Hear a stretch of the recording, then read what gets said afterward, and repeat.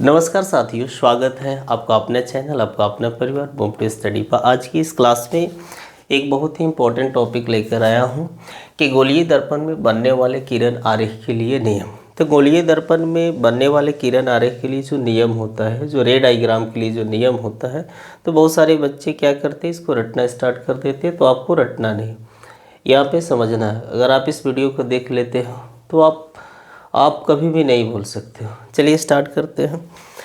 तो गोलीय दर्पण में बनने वाले किरण आरेख के लिए यानी कि रे डायग्राम के लिए 4 नियम है। कितना नियम है प्यारे बच्चों? 4 नियम है।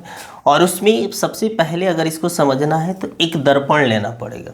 तो हम एक दर्पण ले लेते हैं। कौन सा दर्पण ले लेते हैं? अवतल दर्पण ले लेते हैं। तो अवतल दर्पण आपको पता होगा कि अवतल दर्पण क्या होता है, कि वैसा दर्पण जिसका परावर्तक सतह क्या होता है, दशा होता है, वो अवतल दर्पण होता है। तो ये कौन सा दर्पण हो गया प्यारे बच्चों? ये अवतल दर्पण हो गया, यानी कि इसी को इंग्लिश में क्या बोला जाता है? Concave mirror. और हिंदी में क्या बोला जाता है प्यारे बच्चों? अवतल दर्पण बोली जाती है। और यहाँ पे इसको क्या ले सकते हो? ये क्या है प्यारे बच्चों? ये आपका प्रधान अक्ष है, जिसे प्रिंसिपल एक्सिस बोली जाती है। हिंदी में क्या बोला जाता है? प्रधान अक्ष, या इसी को मुख्य अक्ष भी बोली जाती है। ठीक है। अब देखो हम क्या कर सकते हैं। ये आपका क्या हो जाएगा? ये आपका ध्रुव हो जाएगा, ये वक्रता केंद्र हो जाएगा, ये क्या हो जाएगा प्यारे बच्चों? ये आपका फोकस हो जाएगा। मात्र इस हिसाब से समझ सकते हो। देखो कैसे। पहला नियम ये हो सकता है, जब आपतित प्रकाश के किरणों को प्रधान अक्ष के समांतर भेजी जाती है। ये प्रधान अक्ष के समांतर भेज रहे हैं, प्रधान अक्ष के समांतर भेज रहे हैं ना, तो परावर्तन के बाद ये क्या करती है? ये फोकस से होकर गुजर जाएगी। क्या हो जाएगी प्यारे बच्चों? परावर्तन के बाद फोकस से होकर गुजर जाएगी। तो पहला नियम क्या हो गया? जब आपतित प्रकाश के किरणों को प्रधान अक्ष के समांतर भेजी जाती है तो परावर्तन के बाद फोकस से होकर गुजर जाती है। दूसरा नियम ये हो सकता है, जब आपतित प्रकाश के किरणों को हम क्या करते हैं? इसको वक्रता केंद्र से भेजते हैं। जब वक्रता केंद्र से भेजोगे तो ये परावर्तन के बाद ये क्या करता है? उसी रास्ते से पुनः वापस लौट आता है। क्या करता है? परावर्तन के बाद उसी रास्ते से लौट आता है। तीसरा नियम ये हो सकता है, जब आपतित प्रकाश के किरणों को फोकस से भेजो। किससे भेजोगे प्यारे बच्चों? फोकस से।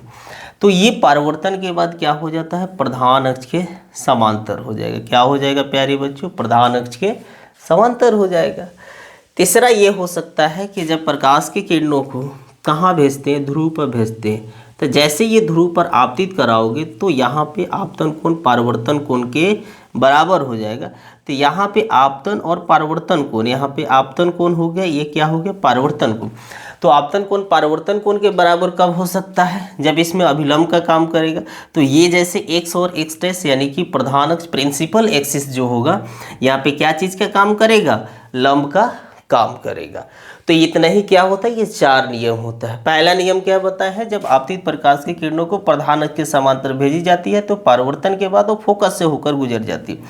दूसरा नियम ये बताया कि जब प्रकाश की किरणों को वक्रता केंद्र से भेजा जाता है तो परावर्तन के बाद ये किससे होकर गुजर, उसी रास्ते से होकर गुजर जाती है। तीसरा आपको नियम बताया है, जब प्रकाश की किरणों को फोकस से भेजोगे तो परावर्तन के बाद ये प्रधान अक्ष के समांतर हो जाती है। ये प्रधान अक्ष के समांतर हो जाती है। तीसरा ये बताया, जब प्रकाश की किरणों को ध्रुव पर भेजते हो तो यहाँ पे आपतन कोण परावर्तन कोण के बराबर हो जाएगा।